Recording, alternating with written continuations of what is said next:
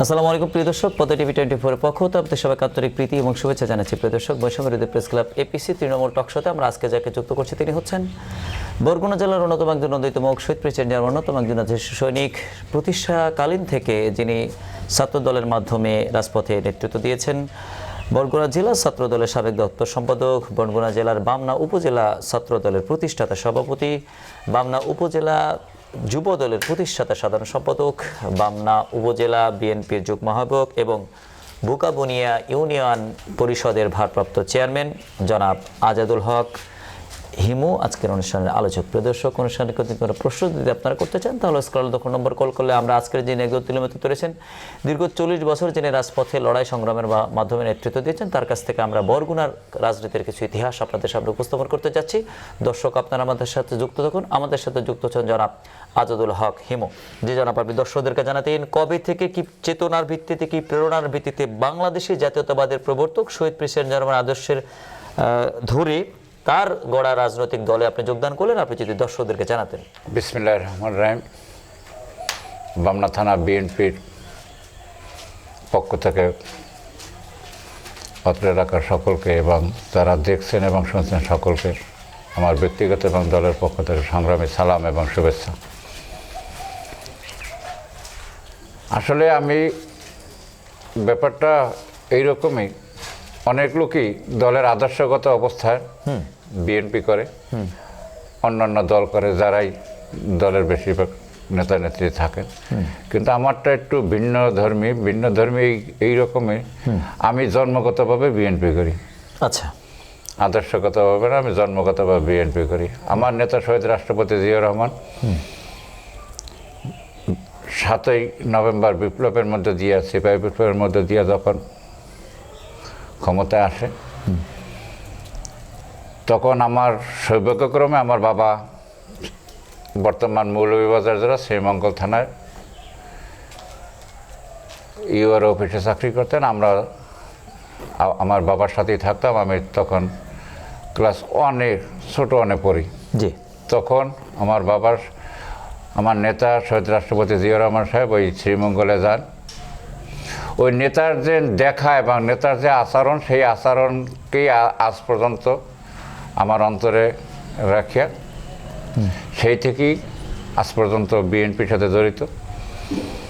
এবং আমার যতটা মানসিক ধারণা এবং চেতনা, আমার মৃত্যুর আগ পর্যন্ত এর থেকে ত্রুটি হওয়ার কথা নয়। কারণ এরশাদ বিরোধী আন্দোলন, স্বৈরাচার শেখ হাসিনার বিরোধী আন্দোলনে যে নির্যাতন, যে জীবনের উপরে ঝড় চলে গেছে, এরপর আমার মনে হয় না এর চাইতে বড় কোনো অবস্থাতেই আদর্শ পরিবর্তন আর হওয়া সম্ভব না। জি, শহীদ প্রেসিডেন্ট জিয়াউর রহমান একটি অনবদ্য নাম। স্বাধীনতা যুদ্ধে যে মানুষটি ওই রিভোল্ট বলে প্রথম একটি ঘোষণা দিয়ে পুরো 26 তারিখ একেবারে জাহাজ অবরোধ করা, অস্ত্র খালাস করা, কর্নেল জালুক হত্যা করা এবং রেডিও স্টেশন দখল করে I major Zia do hereby declared on independence বলে স্বাধীনতার ঘোষণা দেয়া, এই যে ভূমিকাটা তিনি মুক্তিযুদ্ধের প্রেক্ষাপটে রাখলেন। আবার জনাব শেখ মুজিবুর রহমান 7 মার্চের ভাষণ দিয়ে একটা আবেগ জাগিয়ে 25শে মার্চে তিনি এক্সিট নিয়ে চলে গেলেন।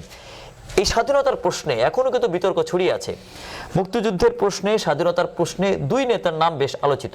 আপনার বর্ণনায় জনাব শেখ মুজিবুর রহমান এবং জনাব শহীদ প্রেসিডেন্ট জিয়াউর রহমান। এখন আমার এখানে একটা প্রশ্ন, আমার প্রশ্নটা হলো এরকমের। আমি যে বুকবুনিয়ার আমার বসবাস, আমার জন্মভূমি, এই বুকবুনিয়া হলো মুক্তিযুদ্ধের স্বাধীনতা 9 নং সেক্টরের হেডকোয়ার্টার। জি। এবং আমি যেখানে অবস্থিত সেইটাই হলো বুকবুনিয়ার হেডকোয়ার্টার। জি। এখন আমি একটা আপনার কাছে প্রশ্ন রাখতে চাই। আমি পরিশ্রম দিয়ে ফুটবল খেললাম, আর আপনি প্রধান অতিথি পুরস্কার দিলেন, পরিশ্রমটা কার? অবশ্যই পুরস্কারটা কার? পুরস্কার তো প্লেয়াররাই পায়। তা আমার নেতা শহীদ রাষ্ট্রপতি জিয়াউর রহমান দেশের স্বাধীনতা ঘোষণা করছেন, জেড ফোর্স গঠন করছেন, তিনি স্বাধীনতা সংগ্রামে মাঠ পর্যায়ে যুদ্ধ করছেন। এর চাইতে বেশি কিছু আশা করিনি। এখন কে পুরস্কার দিল, কে নিল, ওইটা দেখার বিষয় না। আমি কি পরিশ্রম করলাম, আমি আমার দেশের জন্য কি করলাম, সেটা হলো বড় বিষয়। তবুও তো একটি পরিবর্তন করা হলো 72-এর 10 জানুয়ারি, যাকে ব্যাপক সম্মানে এ দেশের মানুষ গ্রহণ করলো, ফুলের শুভেচ্ছা দিয়ে গ্রহণ করলো। তিনি এই জাতির সাথে যে ব্যবহার করলেন, এই জাতি তাকে এতটাই ভুললো, এতটাই তার প্রতি শ্রদ্ধ হলো যে তার লাশ দাফন করার জন্য কেউ আবেগ রাখলো না।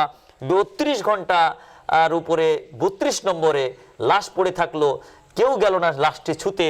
শেখ হাসিনা তার শেষ শাসন আমলে প্রতি 15 আগস্টে কান্না জড়িত কণ্ঠে কিন্তু বলতেন যে কেউ কে ছিল না আমার পিতার লাশটি ধরার। একজন মানুষ নিজেকে কতটা অসহায় করলে, নিজেকে কতটা ঘৃণিত করলে, নিজেকে কতটা শেষ করে দিলে 75 15 আগস্টের পরে তার এই পরিণতি হয়েছিল। এটা অভিনয়। জি, সে দেশকে তার পিতার হত্যার প্রতিশোধ নেওয়ার জন্যই তারা কোনো না কোনো কারসাজির মাধ্যমে দেশের ক্ষমতায় আসে এবং 17 বছরে তার বাবার যে প্রতিশোধ নেওয়া দরকার সেইটা সে সম্পূর্ণভাবে নিয়ে গেছে। এটা অভিনয়ের মধ্যে দিয়ে কাজ করে গেছে। দেশ স্বাধীনের পরে শেখ মুজিব ঠিক একই অভিনয় শুরু করছিল। বাংলার জনগণ এবং বাংলাদেশ সেনাবাহিনী সেইটা মানিয়ে নিতে পারে না। বাংলার জনগণ মানিয়ে নিতে পারে না, সেটার প্রমাণ হলো একটি লোকেরও আমি কাঁদতে দেখি না। আমি তো তখন ছোট, 75 15 আগস্ট আমি দেখছি তখন আমার বাবা শ্রীমঙ্গলে চাকরি করে, ট্যাঙ্ক গুনা যাইতেছে, মানুষ উল্লাস করতেছে, কেউ কাঁদতে দেখি নাই। একটা লোক, সাধারণ একটা লোকও মারা গেলে বাড়ির পাশে মানুষও কাঁদে, কিন্তু আমি শেখ মুজিবের সাহেবের মৃত্যুতে আমি কারো কাঁদতে দেখিনি। 72-এর হিরো 75-এ যেভাবে হলেন জিরো, সেই জিরোকে আবার হিরো করার প্রবণতা আমরা দেখেছি যে 2020 সালে শেখ মুজিব অর্থাৎ মুজিব শতবর্ষ পর্যন্ত দেশে হয়েছে। এই যে ব্যাপারটা, এত জিরোকে যে আবার হিরো করা হলো, এটি কত বড় আসলে বুকের ভিতরে প্রত্যেককে আসলে প্রেক ঠোকা হয়েছে। না, এটা তো ঠোকার কথাই। তার ঠোকার কথা না হইলে কত কারসাজি দিয়া, যদি 11 জন্ম না হইতো তাহলে শেখ হাসিনা ক্ষমতা আসতে পারতো না। এই মঈনুদ্দিন ফখরুদ্দিনের কারসাজি দিয়ে ক্ষমতা আসলো, আসেই সে ক্ষমতাটা ধরে নিল এবং অত্যাচারটা শুরু করলো। অত্যাচারিত মানুষ কত, আপনার জানা মতে কত মানুষ নিখোঁজ হইলো, কত মানুষ গুম হইলো, কত মানুষ নিহত হইলো। তা আসলে একটা বাস্তবতা, দক্ষিণ এশিয়ার মধ্যে বাংলাদেশের অবস্থান, আমরা কিন্তু বাঙালি আন্দোলনগামী মানুষ। আমরা যখন যার পিছনে আন্দোলন নামে পাকিস্তানকে হারাইছি, পূর্ব পাকিস্তান পশ্চিম পাকিস্তান তখন ছিল দুই দেশ, এক পাকিস্তান ছিল। আমরা কিন্তু ভারতের কাছ থেকে 47-এ আমরা ভারতকে হারাইয়া আমরা স্বাধীনতা আনছি। আমরা আবার 71-এর পশ্চিম পাকিস্তানের কাছ থেকে আন্দোলন শুরু করে আমরা কিন্তু 71-এ আবার দেশ স্বাধীন করছি। আমরা কিন্তু প্রত্যেকটা আন্দোলনের সাকসেস, এরশাদ বিরোধী আন্দোলনে সাকসেস। এইবারে সর্বশেষ আন্দোলন যেটা হইল 24শে জুলাই, আমরা কিন্তু সেখানেও সাকসেস। 5ই আগস্ট সেটাও সাকসেস। 24 সালের জুলাই মাসের যে আন্দোলনটা, লাস্ট আন্দোলনটা হইলো। এখন আন্দোলন তো আমরা করি। সাকসেসের হিস্টোরিতে আমি একটু প্রশ্ন রাখছি। 81 সালের পরে দুই নেত্রীর বাংলাদেশ তৈরি হলো। শেখের বেটি শেখ হাসিনা আওয়ামী লীগ নিয়ে রাজপথে নামলেন, আবার এদিকে ম্যাডাম খালেদা জিয়া তিনি গৃহবধূ থেকে বেরিয়ে তিনিও রাজপথে নামলেন। 45 বছর এদেশের দুই নেত্রী রাজপথে রাজনীতি করেছেন বা নেতৃত্ব গেছেন। একজন 3 বারের প্রধানমন্ত্রী হয়েছেন, একজন 5 বারের প্রধানমন্ত্রী। দুই নেত্রীর আচার আচরণ, বচন বাচন, কথাবার্তা সব এই দেশের মানুষের মুখস্থ। দুই নেত্রীর আচার আচরণ থেকে, কথা থেকে, বার্তা থেকে, বচন থেকে, বাচন থেকে এই জাতি আসলে কি শিক্ষা নিল? মানুষ তো দুই ভাগে বিভক্ত। জি, আমি আমার নেত্রীকে শ্রদ্ধা করে সালাম দিই। আমার কাছে এতটা আপন, আমার মার সমতুল্য। আমি আমার সৌভাগ্যক্রমে আমি যখন ছাত্রদল করি, আমি রংধনু লঞ্চে তার সাথে ছিলাম একত্রে। তখন আমাদের, এখন তো অনেক নেতার নামই জানে না, ওবায়দুল কাদের সাহেব ছিল, আমাকে ইনুস স্যার ছিল, 10 মিনিট শিক্ষা প্রতিমন্ত্রী সাহেব ছিল। আমরা বরগুনা, পাথরঘাটা, বামনা, কাঠালিয়া, জালকাঠি, এই লঞ্চে রংধনুর একটা লঞ্চ ছিল একতলা, সেখানে ছিলাম। তার যে স্নেহ মমতা অনেক মাও তার সন্তানকে দিতে পারে না। আর তার নেতৃত্ব পরিষ্কার। এমন নেতা এই পৃথিবীতে বর্তমান জগতে আছে কিনা সন্দেহ। তার জীবন দশা থেকে মাত্র 2টা সন্তান, সে ইচ্ছা করলে তার 2 সন্তান নিয়ে দেশ ত্যাগ করতে পারতেন। সে কিন্তু দেশের জন্য, দেশের মাটি ও মানুষের জন্য সে দেশ ত্যাগ করে নাই। তার একটা সন্তান নির্যাতনের কারণে মৃত্যুবরণ পর্যন্ত হইল, আর একটা সন্তানের হাত পা কোমর ভেঙে গেল। তারপর একটা বক্তব্যে বাংলাদেশের মানুষ স্তম্ভিত হয়ে গেল যেন আমার বাংলাদেশ ছাড়া আর কোথায় কোনো জায়গা নাই, আমার বাংলাদেশের মাটি ও মানুষ ছাড়া আমার কোনো অবস্থান নাই। এই যে একটা বক্তৃতা দেওয়ার মতন পৃথিবীতে বর্তমান অবস্থায় আর কোনো নেতা আছে করলে আমার সন্দেহ। সন্তানকে বাধ্য করে তাকে 1/11-এর ট্র্যাজেডির সময় তাকে এদেশ থেকে পাঠানোর জন্য যে প্রেশারগুলি হয়েছে, তিনি যেভাবে 4টি উপাধিতে ভূষিত হয়েছেন, দেশনেত্রী, আপসনেত্রী, দেশমাতা, গণতন্ত্রের মাতা, এই ভূমিকাগুলি বা 45 বছর নেতৃত্বের গুণাবলী বিশ্ব পরিমণ্ডলে ডেমোক্রেসির বিচারে, পিস ফর ডেমোক্রেসির ক্ষেত্রে তার যে লড়াই বা তার যে অনবদ্যতা, এটিকে বিচার বিশ্লেষণপূর্বক আন্তর্জাতিক অঙ্গন আসলে কিভাবে দেখা যাচ্ছে। আমরা দেখেছি নেলসন ম্যান্ডেলাকে নোবেল পুরস্কার ভূষিত করা হয়েছে, ইদিবার প্রধানমন্ত্রী আবিই আহমেদকে নোবেল পুরস্কার ভূষিত করেছে, অং সান সুচিকে নোবেল পুরস্কার ভূষিত করেছে। সেম ধরনের আসলে সিস্টেম বা দায়িত্ব রাজপথে প্লে করার কারণে ম্যাডাম খালেদা জিয়ার বিষয়টি আসলে নোবেল কমিটি আসলে কিভাবে দেখছে, আমরা কোনো সুসংবাদ পেতে পারি কিনা, আপনি কি মনে করছেন? আলহামদুলিল্লাহ, নোবেল পুরস্কারের ব্যাপারে আমার যতটা আমি বাস্তবতায় বর্তমান বিশ্বের যে অবস্থান দেখি, তাতে শান্তিতে নোবেল পুরস্কার পাওয়া ম্যাডাম জিয়ার জন্য অবান্তর কিছু না, তাকে মনোনীত করা উচিত। সেটা আন্তর্জাতিক বিষয়, কিন্তু বাংলাদেশের মানুষ 26-এর নির্বাচনে জিয়াউর রহমানের 19 দফা কর্মসূচি, তারেক রহমানের 31 দফা কর্মসূচির যে স্লোগান, সেই আমার মা ও মাটির মানুষ দেশনেত্রী বেগম খালেদা জিয়াকে এই 26-এর নির্বাচনে অন্তত বাংলাদেশের প্রতিটা মানুষ নোবেল এবার পাবে। বাংলাদেশের প্রতিটা মানুষ নোবেল পাবে, 18 কোটি মানুষ এবার নোবেল পাবে। দ্য নোবেল ম্যান হিসাবে তিনি স্বীকৃত হবেন মানুষের দ্বারা। জি, জনাব তারেক রহমান 2000 সালের পর থেকে যিনি রাজপথে আলোচিত, তৃণমূলের সাথে মিশলেন, তৃণমূলের সাথে মিশে আপনাদের মাধ্যমে সাউন্ডেড হয়ে নিজেকে কোয়ালিটিফুল করলেন। এমনকি আমরা দেখেছি গণমাধ্যমে কর্মীকে পর্যন্ত বলছেন যে আপনি আমাকে বলেন, আমাকে জ্ঞান দেন, আমাকে বোঝান যে কিভাবে সফল রাষ্ট্র। আপনি কি একটা জিনিস খেয়াল করছেন, জিনিসটা বিশ্বের এমন কোন নেতা আছেন যে পৃথিবীর এক প্রান্ত থেকে আর এক প্রান্ত দেশ স্বাধীন করা যায়? It's a miracle, it's a tragedy. Tarique Rahman লন্ডনে, যুক্তরাষ্ট্রে, তার নেতৃত্বে কিন্তু জামাতে ইসলামের আমির সাহেব বলছে যে একমাত্র তারেক রহমান সাহেবের নেতৃত্বে এবং ঘোষণার মধ্য দিয়েই কিন্তু এই জুলাই আন্দোলন সাকসেস। এটা কিন্তু জামাতের আমির সাহেবের স্বীকার করছে। পৃথিবীর ইতিহাসে কোনো লোক আছে যুক্তরাজ্যে থেকে বাংলাদেশের দেশ স্বাধীন করা? মানবেই না তার নেতৃত্বকেও? এরকম নেতৃত্ব দেওয়ার মতো কোনো লোক আছে? একমাত্র তারেক রহমান। বেটার ছেলে বেটা, শহীদ রাষ্ট্রপতি জিয়া রহমান যেভাবে দেশ পরিচালনা করে গেছেন, ঠিক একই অবস্থায় তার ঔরসের যে সন্তান, বেটার ছেলে বেটা, বাপের বেটা, সেই বাপের বেটার নেতৃত্ব পৃথিবীর ইতিহাস সৃষ্টি করে গেছে। এত কিলোমিটার দূর থেকে স্থানে অবস্থান না করে একটা দেশ স্বাধীন করা যায়, একটা দেশের নেতৃত্ব করা যায়, একটা দেশের সরকার পরিবর্তন করা যায়। একমাত্র তারেক রহমানের পক্ষে সম্ভব, পৃথিবীতে আর কোনো লোকের পক্ষে সম্ভব না। এই আইকনিক লিডারশিপকে নানাভাবে তুচ্ছতাচ্ছিল্য করে অনেক বক্তব্য আমরা শুনছি, রাজপথে নানা রকম কথাবার্তা চলছি, মাস্টার মাইন্ড পর্যন্ত চুরি হচ্ছে।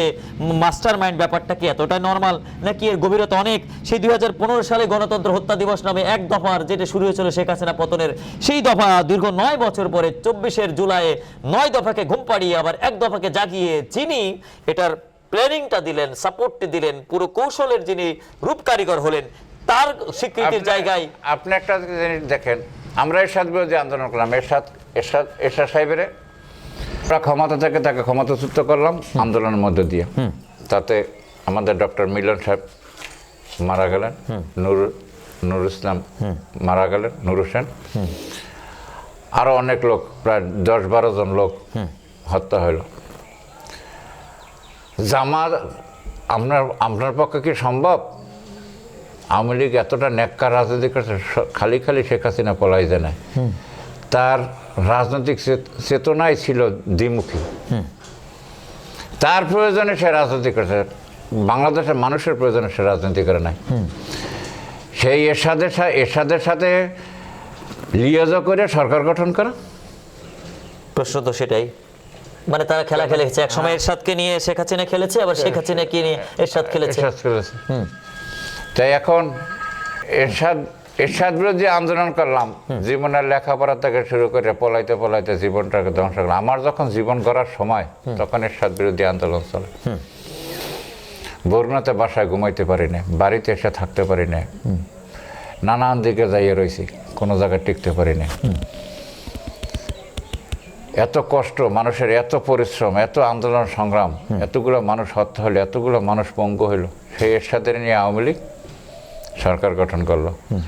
আমার নেত্রী, ওই যেন বলে না বাংলাদেশের মানুষ 18 কোটি মানুষের একটা শব্দ, আপসীর নেত্রী বেগম খালেদা জিয়া, সে কিন্তু আজও অবধি সে এরশাদ সম্বন্ধে তার কোনো লিয়াজও নাই।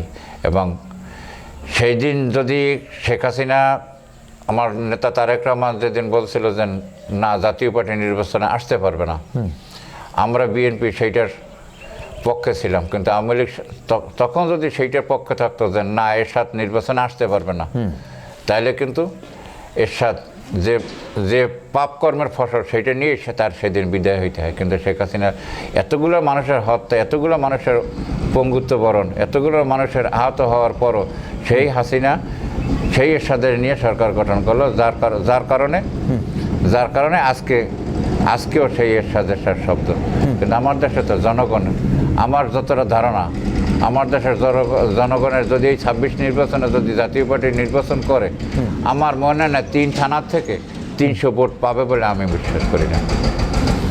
আর আপনার কাছে একটা জি, আপনি দীর্ঘ 17 বছর যে রাজপথের নেতৃত্ব, এই 40 বছরের নেতৃত্বে মামলা হামলার মাধ্যমে যে প্রেক্ষাপট তৈরি করেছেন, সেক্ষেত্রে আগামী ত্রয়োদশ সংসদ নির্বাচনের প্রেক্ষাপটে বরগুনা 2 সংসদীয় আসন, পাথরঘাটা, বামনা এবং বেতাকে নিয়ে যে সংসদীয় আসন, এই সংসদীয় আসনের নন্দিত মুখ হিসাবে যাকে মনোনীত করা হয়েছে জনাব নুরুল ইসলাম মনি, কেন্দ্রীয় বিএনপির ভাইস চেয়ারম্যান, তার মাঠের পরিস্থিতি কি? বরগুনা 2 কে আপনারা আসলে উপহার দিতে পারবেন কেন আগামী ত্রয়োদশ সংসদ নির্বাচনে? আলহামদুলিল্লাহ, আমি কিছুক্ষণ আগে একটা কথা বলছিলাম,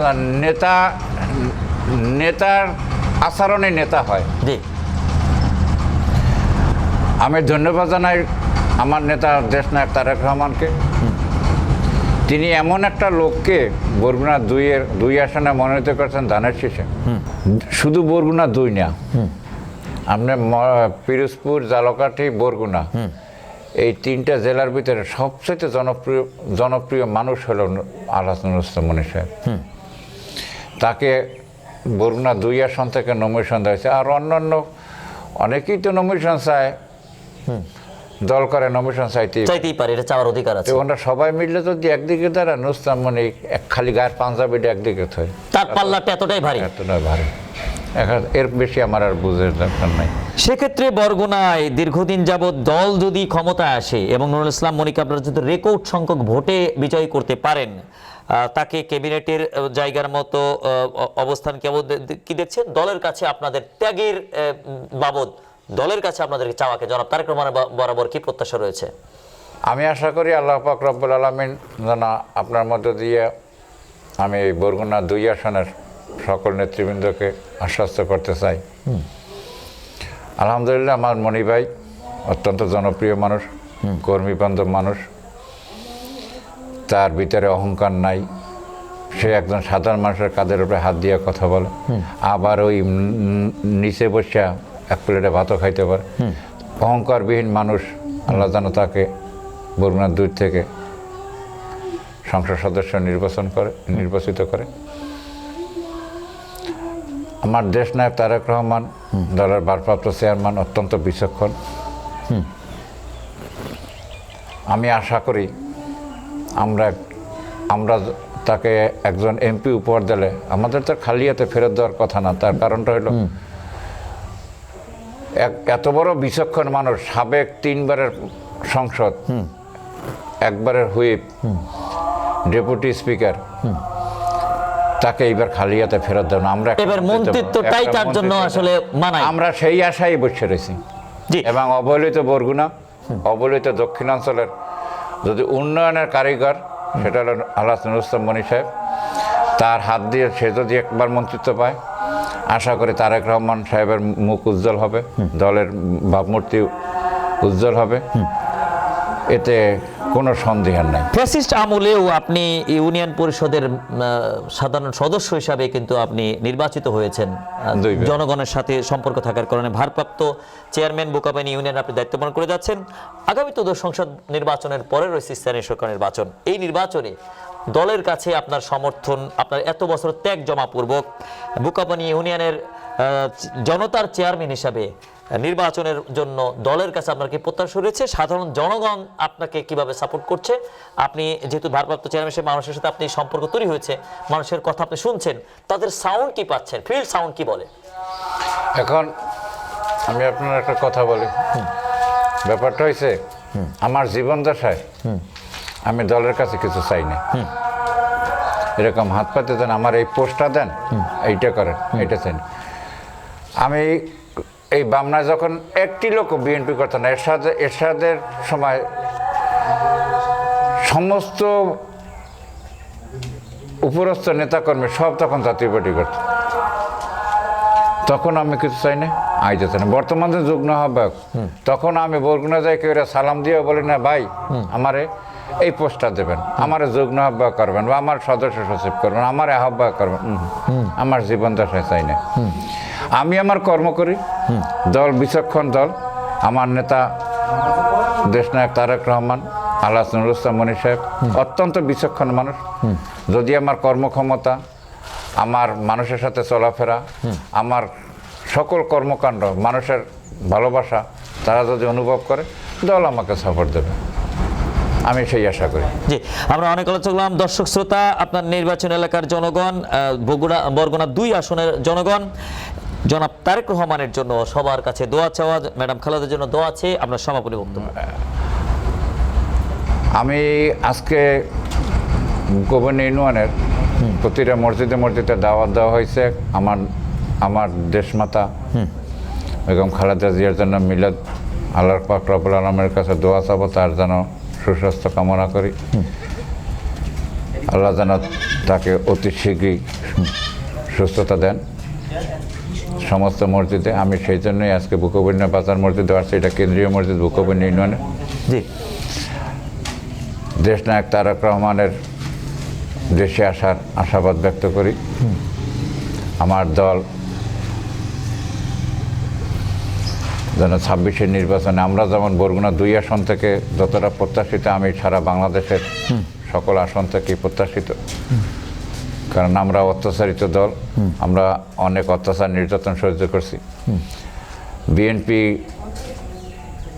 ক্ষমতায় বিগত দিনে ক্ষমতা আসার কালীনও আমাদের দেশে কোনো অত্যাচার হয় না। এই যেমন 5ই আগস্টের পরে অনেক উপজেলায়, অনেক জেলায় অনেক কিছু ঘটনা ঘটছে, আমার বামনা থানায় কোনো ঘটনা ঘটে নাই, কোনো অত্যাচার হয় নাই। এ যাবৎ কেউ বলতে পারবে না আমি থানা বিএনপির ছাত্রদলের প্রতিষ্ঠাতা সভাপতি, আমি থানা যুবদলের প্রতিষ্ঠাতা সাধারণ সম্পাদক, আমি থানা বিএনপির সিনিয়র যুগ্ম সম্পাদক, আমি বর্তমানে আহ্বায়ক কমিটির 3 নম্বর যুগ্ম আহ্বায়ক। একটি লোক বলতে পারে না ভালোবাসা ছাড়া আমার কাছ থেকে কোনো লোক এ যাবৎকাল মনে কষ্ট পেয়ে গেছে, এরকম কথা বামনা থানায় কেউ বলতে পারবে না। আলহামদুলিল্লাহ আমাদের নেতারাও সকলেই একই অবস্থানে আছে। আমার নেতা নুরুল মনি সাহেবের একটাই নির্দেশ, নির্বাচন দল জনগণের, তোমরা জনগণের কাছে যাও, জনগণের ভালোবাসা নাও, আমি তোমাদের সার্বিক সহযোগিতা করব। আমরা ভালোবাসার খাতিরে মনি সাহেব যখন ফোন দেওয়া দরকার, হিমু তুমি এই কাজটা করো, হিমু তোমার কাছে এই লোকটার কাছে, হিমু তুমি এই জায়গায় 10 ফুট। এই আলোচনাটি ছড়িয়ে পড়বে জনাব নুরুল ইসলাম মনির জন্য সবার কাছে দোয়া চাওয়া এবং ভোট চাওয়াটাও আপনি একটু সমাপনী। ইনশাল্লাহ আমি আশা করি ধানের শেষে নুরুল ইসলাম মনি সাহেবকে ভোট দিয়ে বরগুনা 2 আসন থেকে জয়যুক্ত করবেন, এই আশাবাদ ব্যক্ত করি এবং সকলের দোয়া কামনা করি। জি জি, আপনাকে আমার সাথে যুক্ত থাকার জন্য ধন্যবাদ জানাচ্ছি। প্রিয় দর্শক, এতক্ষণ যুক্ত ছিলেন শহীদ পেয়েছেন যেমন আদর্শ দীর্ঘ সময় রাজপথে নেতৃত্ব দিতে গিয়ে হামলার শিকার তিনি হয়েছেন এবং কঠিনতম দিনে দুর্দিনে তিনি গুরু দায়িত্বগুলি এই উপজেলা পর্যায়ে এবং জেলা পর্যায়ে পালন করেছেন। সেই ত্যাগগুলির বিচার বিশ্লেষণ করে ত্যাগী নেতাদের হাতেই আসলে জনপ্রতিনিধিত্বের মানায় জনপ্রতিনিধিত্ব আসলে সাংগঠনিক নেতৃত্বের যোগ্যতার উপরে পুরস্কার স্বরূপ হয়ে থাকে। সেক্ষেত্রে রাজনীতি দু ধরনের, একটা হচ্ছে সাংগঠনিক রাজনীতিত্ব আর একটা হচ্ছে জনপ্রতিনিধিত্ব। তো সাংগঠনিক দায়িত্বে যাদেরকে কঠিন দিনে পাওয়া গেছে, ত্যাগের সাথে যাদের কানেক্টিভিটি, তাদেরকেই আগামী দিনের জনপ্রতিনিধিত্বের ব্যাপারে কেন্দ্রীয় বিএনপি একদম তৃণমূল পর্যায়ে বিচার বিশ্লেষণ করবেন বলে সচেতন মনোভাব সাধারণ মানুষ মনে করছে। প্রিয় দর্শক, পরবর্তী অনুষ্ঠানে নতুন কোনো আলোচকে বা আজকের আলোচকে পুরো নতুন কোনো বিষয়ে যুক্ত করার প্রত্যাশাকে বিদায় টানছি। সাথে থাকুন। আসসালামু আলাইকুম। আসসালামু আলাইকুম। আমি আয়েশা বেগম, 4+6 মহিলা। আওয়ামী লীগের নির্যাতনের মধ্যে দিয়ে আল্লাহ হয়েছে জনগণের আশায়, জনগণের চাইছে যে এত নির্যাতন খায় মহিলা, আমরা ভোট দিয়ে যা যুক্ত করি। ম্যাডাম খালেদা জিয়ার প্রতি সবার হ্যাঁ, রাত্রে ঘরে ঘুমাইতে পারি নাই, বাড়ি গিরি জ্বালাই দিয়েছে, দহন হরে নিয়েছে, স্বামী আইতে মারা গেছে, ওলা গোপনে বিদেশ পাঠাই দিছি, বাপের মুখ দেখতে যেতে হয় না। আরেক বাড়ি গেছে ঠেলাই বেটে ঠ্যাং, তারপর যে গেছে হ্যাঁ কইছে সারি দিনের সময় আমার বউকে সাবস। আমি জায়গা খারাইছে, জায়গাটা তোমার বাপের না, এটা আমার জায়গা, আমার হুন্ডান দিয়েছে, আমার টাকা হুন্ডা, তুমি কেডা? মারি এলাম একটা সাথে যাম বিএমপির তাহলে মরে যাম। শেখ হাসিনা যেদিন যাবে এদিন সকালে ইয়ে হুনিয়া ছোট পুতে কমা এটা কান্দি, আল্লাহ আমার বুড়ো হয়েছে আর কি সুযোগ আল্লাহ দেখাইবেন, এত কষ্ট করি ও মাবুদ মুখে একটু দেখাও। মরে গেলে তারপর তো দেখলাম না, এর মধ্যে সৌদি বইয়ে পোলাই ফোন দিয়েছে, ও মা কি শেখ হাসিনা পলাইছে, ও মা এই অবস্থা, এই পুতে ফোন দিয়েছে, ও খালা মহিলা লই আর না কম জিটু দেরি যাওনি, দেরি নেই মহিলা লইয়া বামলায় মিছিল, বিরাট ইতিহাস। মিছিল। আমার স্বামী মারা গেছে আওয়ামী লীগের নির্যাতনে, একটা বছরের পর মারা গেছে, আমার মাথায় বাক করা, আমি ভাবনা ভর্তি হতে পারি না, আওয়ামী লীগের হাসপাতালে রাখে না। এইবার আম্মু দিয়ে কোনো করে ডাকালো, এই বরিশাল লই গেছে, পোলা আমার বরিশাল ভর্তি হয়েছে, লোক চাইয়ে রয়েছে, এই নাম্বার না সাক্ষী হবে না পরি রয়েছে, রাস্তা বান্ধে লেবারেরা হেরে গামছা গুমছা পেঁচাই আমার বউ ওই যে কথা কয় না। আজিজুল হক হিমু সাহেব আপনার পাশে কেমন আছেন, বা বিপদে আপদে কিভাবে তার নেতৃত্ব আপনারা পেয়েছেন? ভালো পাইছি ইনশাল্লাহ, ভালো পাইছি। অনেক নির্যাতন করছে দেখি আল্লাহ আমিও তিনি আমিও আমি দিন, আমি ডেলি বাচ্চা কাচ্চা ধরি, মানুষ মারলে গোসল করাই, আমি সব দিকে আছি ইনশাল্লাহ।